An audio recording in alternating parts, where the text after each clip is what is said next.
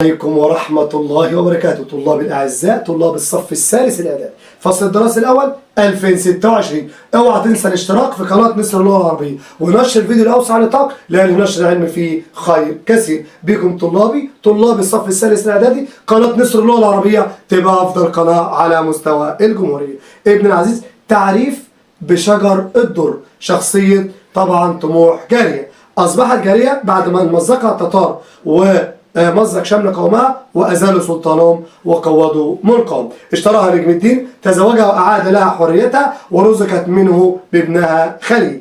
امتازت ببعد نظرها ونظرتها الثاقبة للأمور، ساعدها زوجها في الوصول إلى حكم مصر. الأمير الصالح نجم الدين أيوب ابن الملك الصالح الكامل حاكم مصر، زوج شجر الدر وحكم مصر وقاوم الأعداء حتى توفي. الملك الكامل حاكم مصر والشام، والد الصالح نجم الدين أيوب، تزوج سوداء بنت الفقيه وأنجب منها العادل سيف الدين. اوعى تنسى الاشتراك في قناة مصر اللغة العربية ونشر الفيديو لأوسع نطاق، لأن نشر العلم فيه خير كثير. وصلى اللهم على سيدنا محمد وعلى آله وصحبه وسلم.